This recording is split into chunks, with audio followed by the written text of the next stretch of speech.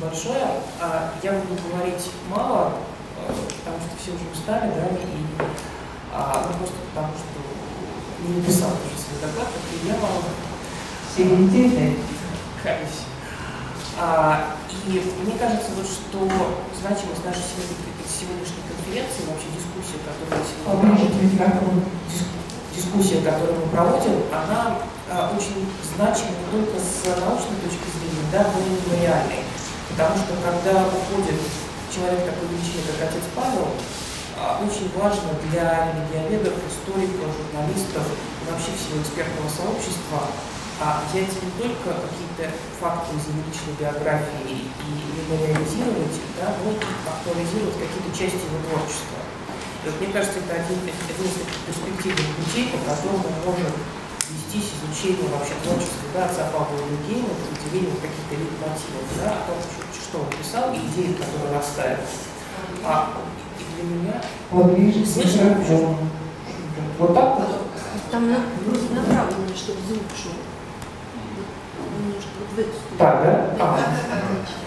Вот. И для меня, как для историка, один из таких вот пластов, да, о чем писал отец Павел, и какие идеи он выражал, да, стало вот его, скажем так, историческое творчество, исторические отсылки, да, отсылки к историческому опыту, который он делал в своих книгах, интервью, многочисленных выступлениях. И если, конечно, сразу говорю, да, что я буду говорить, по большей части, в основном о его книге «Догмат о церкви в канонах и практике», вышедшей в 2002 году. Для меня здесь самое главное было, конечно, не просто выделить и пересказать какие-то отдельные сюжеты исторические, на которые ссылается, да, но и показать некоторые категории, да, свойственные творчеству историка, и проследить, как отец Павел сознательно или бессознательно, это уже другой вопрос, этими категориями пользуется при написании своего труда. И надо сказать, что когда мы открываем эту книгу, мы сразу же находим не только богословское упоминание таких категорий, как церковь, соборность, единственность церкви, да, он упоминает власть и другие, но и обширные такие сведения из истории, обширные, я имею в виду, такие пространные ссылки, да, на исторический опыт церкви, и православной церкви, да, и шире, если всего христианская история, используемые для обоснования своих умозаключений. И я приведу здесь только один пример, когда он рассказывает о архиерейском богослужении, он увязывает это с археологией, да, когда он прослеживает археологию архиерейского богослужения, он находит ее в то, что он называет пышные имперские ритуалы. И он цитирует: «Великолепие и грандиозность архиерейского богослужения берут начало не от простоты евхаристических собраний постапостольского периода. Горница первохристианских агап, и агапа, да, это вечерние собрания христиан, римские катакомбы с гробницами мучеников не могли бы вместить их пышный антураж. Гораздо очевиднее просматривается преемственность ритуала имперской роскоши византийского двора.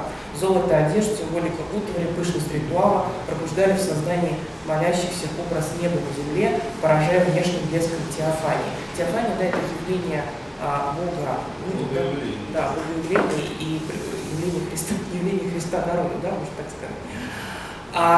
И вот здесь, да, эта идея, она совершенно не новая, да, когда мы говорим о происхождении церковных церемоний, вообще церковных канонических практик, мы обязаны, прежде всего, конечно, вспоминаем эпоху раннего христианства, Византию, но для отца Павла вот этот исторический опыт очень важен, он размещен в самом начале, да, его заключений, и уже отталкиваясь от этого исторического опыта, который он находит и трактует для себя сам, да, он из этого опыта делает уже дальше пространные богословские рассуждения. И вообще, собственно говоря, его книга, да, которая «Догмат о церкви в канонах и практике», которая может быть определена в первую очередь как богословское исследование, в нем вот эти исторические сюжеты, они помещаются, как правило, в начало нового корпуса рассуждений и как бы предваряют, да, всю остальную логику, на которой он свои рассуждения основывается. А темы, которые он выделяет, да, они разные совершенно. Во-первых, это епископ, и вообще очень много посвящено в книге сюжету власти епископа, потому что мы еще понимаем, да, что книга выходит в таком контексте уже начала 2000-х годов, когда началось его противостояние с епископом Евсеем. И для отца Павла очень важно здесь показать вот этот конфликт, с одной стороны, ничем не ограниченной власти епископа, а с другой стороны церковного прихода, да, который пытается отстаивать какую-то свою независимость. А также, конечно, это тема церковного суда, это отношение церкви с мирянами, устройство приходской жизни, внутриприходской жизни, да, а также то, что он называет церковной соборностью, и здесь он очень интересно делает, он как бы делает пространно тоже отсылки к истории демократической власти и показывает преимущество церковной соборности по отношению к демократии. Я не буду долго пересказывать, дайте сюжет те, кто заинтересуется, они могут потом открыть и почитать. И что самое интересное, вот по всем этим категориям, да, мы находим пространные ссылки на исторический опыт, который как раз вот и служит для отца Павла отправной точкой для его дальнейших аналитических рассуждений. И здесь мы подходим к такому вот очень важной категории для историка, с которой он работает, которую он использует вот в своей методологии, когда изучает прошлое, это трепетное отношение к историческому прошлому, к историческому опыту вообще. И здесь будет очень интересное сравнение, например, с Львом Толстым, на мой взгляд. Почему? Потому что Толстой в своей критике церкви, он напрочь отказывается от всего, что связано с историческим христианством. Он изначально говорит, что нужно вернуться к идеалам, евангельским идеалам церкви, к раннехристианскому периоду. А все остальное, то, что вот за 2000-й период, да, из развития церкви существовало, вот, начиная с истории, да, Евангелия и всего остального, это является как бы таким дискредитирующим, да, церковь периодом. У отца Павла принципиально иное отношение. Он, наоборот, говорит о том, что вот этот исторический опыт, который церковь приобрела за 2000 лет, это своеобразный, если выражаться языком французских социологов, да, символический капитал, который церковь должна использовать при определении своих каких-то будущих векторов развития. И, собственно говоря, книга-то, да, вот у Анатолия Сницкого в его исследовании, да, «Отец Павел и его вера», там написано о том, что книга появилась, собственно говоря, из идеи о том, что отец Павел был со многим не согласен в церковной жизни. И книга его, это была такая попытка дать, сформулировать четкую программу, да, наметить, во-первых, вот эти вот вехи расхождений, да, между каноном и церковной практикой, и с другой стороны, наметить какие-то пути этого решения. И отец Павел видел, конечно, эти пути в историческом опыте. И я здесь приведу один такой пример, уже не из книги, это из интервью Росбалту, которое он дал, и которое потом было опубликовано на многих интернет-сайтах. Я цитирую: «Церковь во многом растратила тот кредит, который она приобрела подвигами новомучеников. Они умирали за церковь в 1920-е и 30-е годы. Мученики своей кровью приобрели церковный авторитет. Они были признаны святыми и прославлены церковью. Нынешние иерархи пользуются этим кредитом и говорят: нас преследовали, словно сами пострадали. Но тех, кто несет крест, уже нет. На смену пришли другие люди с другими взглядами и моралью». То есть здесь очень интересное такое, да, отношение, опять же, к прошлому, как прошлое, исторический опыт, как некий капитал, который дает толчок для развития и который, или наоборот, да, утрачивает сегодняшнюю актуальность, потому что те, как он говорит, да, вот, преступления, грехи церкви, которые она совершила за все это время, они как бы перекрывают тот опыт, да, который новомученики, в том числе новомученики, да, умиравшие в 20-30-е годы, как бы ей дают, да, такое моральное оправдание. И здесь вот уже, поскольку отец Роман, да, говорил вот о церковном суде, у отца Павла, надо сказать, вот в том разделе его книги, где он говорит о власти, он выделяет такую типологию власти, тоже там делает пространные ссылки на исторический опыт. И надо сказать, что вот одним из таких очень важных элементов для него, тоже как в том числе человека, интересующегося историческими сюжетами, вот векторов, да, по которым можно реформировать современную церковь, это был поместный собор 17-18 годов. И многие положения которого, да, остались так и не реализованными, потому что, во-первых, ориентировались на предстоящее учредительное собрание, которое было в итоге разорвано, да, ну и потому что уже просто там на тот момент пришла другая власть, и реализовывать их было некому. И надо сказать, вот там, где он выделяет такую вот судебную власть, отец Павел, да, я имею в виду, он как раз отсылает нас вот к этому опыту поместного собора и говорит о том, что существует две возможные альтернативы решения того, что называется, ну, эффективным решением вопроса церковного суда. И он говорит, что вот отдел Священного собора 17-18 годов об устройстве и принципах церковного суда указал на неудовлетворительность консисторского судопроизводства, да, дореволюционного. И предсоборное присутствие 1906 года признало положительно, оценило принципы светского суда и рекомендовало инсталлировать их в церковное судоустройство.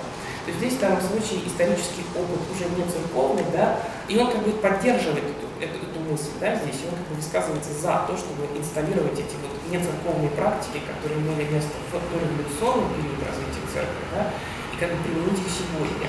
А какие-то, кстати, положения, да, выделяет разделение судебной власти от исполнительной, что сегодня, да, в светском судопроизводстве является, ну, наверное, основной такой пункт, да, о котором не нужно говорить. А гласное открытое судопроизводство тоже такая тривиальная вещь, но для церкви по-прежнему актуальна. И равноправие состязательных сторон. Ну, по сути дела, все они, да, вот, такие вот уже для современной церковной, светской судебной практики, да, это не является таким ноу-хау. Но тем не менее для церкви, у которой очень серьезные проблемы с судебной властью, это только просто необходимо. И дальше он, кстати, говорит, уже переходит уже в наше время, да, и говорит об уставе 2000 года о церковном, и говорит, что по сути дела это был такой исторический документ, потому что никогда до этого в истории епископу, здесь он возвращается, да, вот к своему образу епископа, и такой епископа, обладающего неограниченной властью, ну, вообще много в книге критики в адрес епископа. Говорит, что это первый, да, устав 2000 года, первый в истории документ, который наделил епископа неограниченной исполнительной властью. И дальше он выделяет полномочия судей епархиального суда, и председателей епархиального суда, досрочно отзывает председателя и так далее. То есть, по сути дела, конечно, вот его, тут еще, конечно, нужно понять, что поскольку, как правильно, да, сказал Елена Ивановна, отец Павел очень много времени провел в судах, да, и писал именно, и связан с судами, и вот этот вопрос Верховного суда, но он был, наверное, один из самых главных, да, который стоял перед ним. И он как человек, который оставил реформаторские убеждения, да, в первую очередь, мыслился как реформатор. Для него этот исторический опыт был важен как фундамент, как подпорка, для того, чтобы на основании этого фундамента уже намечивать какие-то пути для развития церкви, и которые он, собственно говоря, выразил в своей книге. И вот помимо исторического опыта, мне бы хотелось остановиться еще на такой, может быть, сравнении, да, исторического ремесла с ремеслом судейским, что тоже как бы в тему, да, нашей конференции сегодняшней. Вообще, параллель между историком и судьей, она проходит очень часто, и таких сравнений очень много. Если мы возьмем русскоязычные какие-то исследования, не обязательно написанные российскими историками, то здесь на ум, конечно, приходит первая эта книга знаменитого историка и философа Поля Рикера, французского, «Память, история забвения». Она вышла в 80-е годы во Франции, а на русский язык была переведена в 2000-е. И там у Поля Рикера есть целая глава, посвященная как раз сравнению историка и судьи. И там он как раз использует эту метафору и говорит, что для историка, как и для судьи, очень важен принцип объективности. Тут возникает целый ряд вопросов у историков, потому что с объективностью как раз, да, в исторической науке очень большие проблемы. История – это о людях, история – это про людей, а человеку априори очень сложно быть объективным. И вот здесь вот как раз принцип объективности, о котором говорит и Рикер, и многие другие историки, вот в частности, да, и историки из мемориала, это как раз такой принцип, который не надо понимать в данном случае буквально, говорит, что историк имеет возможность любые события осветить беспристрастно, основываясь на каком-то принципе там, золотого сечения, да, и представить равнозначными разные стороны. Наоборот, здесь скорее идет речь о том, что историк, который существует, работает, живет, да, в стране, где очень многие темные страницы прошлого замалчиваются, он как бы должен актуализировать и сфокусировать внимание своей читательской аудитории на этих замалчиваемых проблемах и таким образом добиться объективности. То есть объективность в данном случае понимается не как равнозначность каких-то интерпретаций и оценок. Это очень трудно сделать в историческом рассказе, потому что человек как автор, да, он априори он свободен от какого-то морального нравственного суждения. И объективность это не значит, что мы должны говорить, да, с одной стороны, там, Сталин убил много миллионов людей, а с другой стороны, он добился каких-то выдающихся технических достижений для своей страны, да, то есть как этот принцип очень превратно понимается сейчас во многих исторических дискуссиях. Кстати, в церковной среде тоже, которая занимается апологией Сталина, в том числе и таким вот путем. И здесь мне кажется, что отца Павла очень важно вот называть таким историком-судьей церкви, который как раз в своей книге не умалчивает очень многие важные проблемы, которые перед церковью стоят, а наоборот пытается актуализировать их, показать их, да, вскрыть их наоборот, и не только просто сказать о них, да, но и предложить пути для их решения. Мне кажется, что здесь будет одно очень важное возражение против, во-первых, историчности, да, книги «Догматы церкви в канонах и практике», и вообще против научного характера этой книги. Меня, например, изумило очень, как я читала эту книгу, то, что отец Павел вводит вымышленное лицо, некий такой персонаж, да, который не появляется практически в литературе, а как и Урюпинский и Ангорский епископ. Он говорит, что он вводит этого персонажа специально, чтобы не переходить на личности.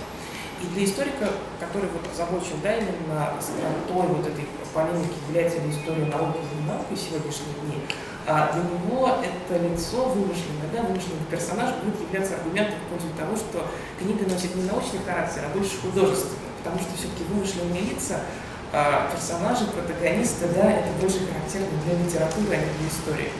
Но надо сказать, что здесь отец Павел, можно сказать, опять же, скорее всего, бессознательно ловил очень важную тенденцию развития современной историографии, которая видна в Америке. И об этой тенденции писала очень интересно наша коллега, исследовательница, молодая Наталья Потапова из Европейского университета в Санкт-Петербурге. Дело все в том, что после такого феномена, лингвистический поворот, который произошел в истории в 20 веке, уже нетрудно сказать, является ли история наукой в строгом смысле этого слова. Такие выдающиеся историографы, да, и исследователи, теоретики истории, как Хейман Уайт, например, они прямо пишут о том, что история, она как была дисциплиной научной, которая, тем не менее, стояла между наукой и искусством. Они, по сути дела, вот в 20 веке они так и остались. Никакие претензии истории на научность они не могут быть удовлетворены, хотя бы за счет того, что историк использует язык, да, текст в качестве аналитического инструментария. И американские историки, как бы бросая вызов вот этой вот истории, вот этому постулату, да, о том, что история – это строгая наука, они давно уже прибегают к такой практике, как использование вымышленных персонажей для своей истории. Но самый такой яркий пример, наверное, может быть знакомый всем, если кто-то смотрел фильм BBC, вот, по там, древнему Риму, да, по средневековой истории какой-то. Там очень интересно какой-то вот аналитический рассказ или интервью какого-то историка, он перемежается с какими-то художественными сценами, срежиссированными специально для этого фильма. Да, конечно. То есть это реконструкция, которая, с одной стороны, носит художественный характер, с другой стороны, научный. И эта практика используется не только в фильмах. Да? Недавняя биография о Рональде Рейгане, вышедшем, я не помню, к сожалению, но эту Наталью Потапову в книге можно посмотреть. Она как раз была основана на беседе вымышленного журналиста с Рональдом Рейганом. И эта книга в Америке надела много шума, потому что историк, который взял грант от правительства США для того, чтобы написать биографию Рейгана, от него ожидали, что он напишет научное исследование. А он написал, по сути дела, исследование, опять же, да, между художественным творчеством и научным, и вызвал со стороны историков, придерживающихся теории о том, что история строгой науки, очень много критики и ругали в свой адрес. Вот эта тенденция, она сама по себе очень интересна. И она, надо сказать, новая. Она продолжается сравнительно недавно, последние 10-15 лет. Вот историки так стали остро и активно экспериментировать с прошлым и со своими научными текстами. И они при этом не говорят о том, что мы пишем не научность, они по-прежнему, да, мыслят себя и позиционируют себя как историки. Это профессора, это люди, имеющие ученые степени. И вот здесь, да, очень интересно провести параллель с книгой отца Павла. Почему? Потому что его вымышленное лицо, как и Урюпинский, Ангорский, это совершенно не такой уход в сторону художественности, да, а может быть, вот, можно сказать, один из таких частных примеров, да, вот развития современной исследовательской литературы, сугубо исторической, да, которая развивается на Западе, и которая в России совершенно не востребована сегодня, да, но вот у отца Павла это встречается, но я понимаю прекрасно, да, что здесь вряд ли отец Павел знаком со всеми этими историями, тенденциями, да, это скорее такой вот бессознательный, да, такая параллель, которая приводит. Но она очень интересно повторяет этот европейский опыт. Спасибо. Спасибо, Олег, очень интересно. При этом ведь все сразу поняли в епархии, что Аркадий это Евсевий. И как-то они пытались сторонники отца Павла защищать его в епархии, говорят, что нет, это вымышленный персонаж. Почему-то Евсевий и его двор сразу это поняли. Я буду очень коротко говорить.